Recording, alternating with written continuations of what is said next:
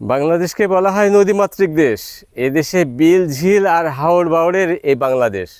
তারপরেও মেহেরপুর জেলাতে বড় ধরনের কোনো হাওড় বাওড় নেই, কিন্তু আছে ছোট ছোট কিছু বিল। এখানে রয়েছে মেহেরপুর সদর উপজেলার আমজুপি ইউনিয়নের রঘুনাথপুর গ্রাম। এই গ্রামে রয়েছে একটি বিল।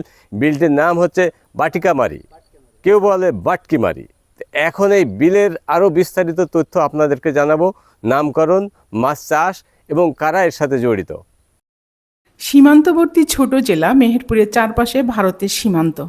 বড় কোনো নদী না থাকায় এই অঞ্চলের জলাশয় ও বিলগুলোই প্রাকৃতিক প্রাণীর প্রধান উৎস।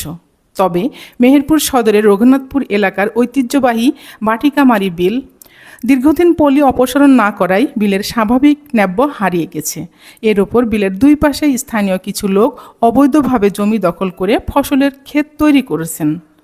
অনেকে আবার বিলের সীমানা ঘেঁষে বা ভেতরের অংশ ঘিরে ব্যক্তিগত পুকুর বানিয়ে মাছ চাষ করছেন।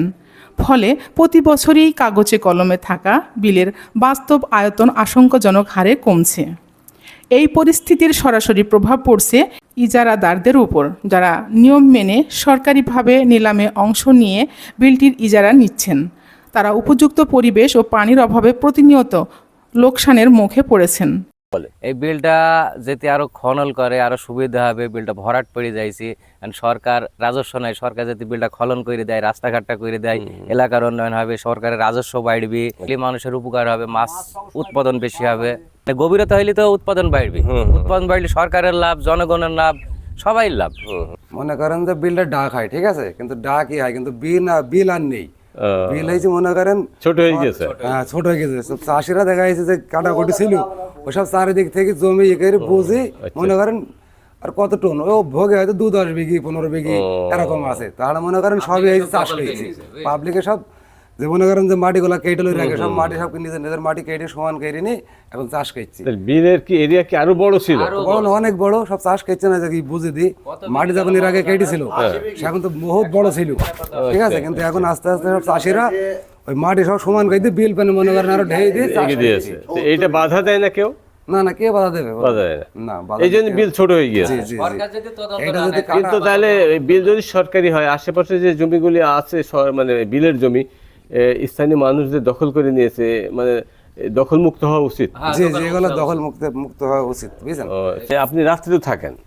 রাত্রিতে থাকলে কি রাত্রি কেউ ডিস্টার্ব করে কিনা? না, সব কেউ করে না, এরকম কিছু করেন না? বিলের মাঝখানে থাকেন? জি, আমি ওই কুড়ি থাকি। আপনি কুড়ি থাকেন, ওই আশেপাশে মাছ ধরে রাত্রে, আপনি বুঝবেন কিভাবে? ওই আশেপাশে আপনার ওই মালিক রাত্রিতে থাকে। ও, মালিকরাও থাকে? হ্যাঁ, ওরা রাত্রে থাকে। কতজন থাকেন আপনারা? ওরা আপনার 3-4 জন করে আসে, 4 জন করে পাহারা দেয়।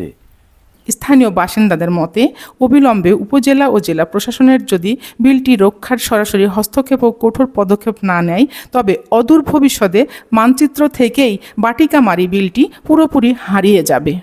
এ অবস্থায় রঘুনাথপুরের সচেতন নাগরিক ও স্থানীয় আদিবাসীদের জোর দাবি, দ্রুত সম্মিলিত অভিযান চালিয়ে বিলটিকে অবৈধ দখলমুক্ত করতে হবে এবং সরকারি উদ্যোগ খনন ও সংস্কার করে এর আগের ন্যায্য ও রূপ ফিরিয়ে আনতে হবে।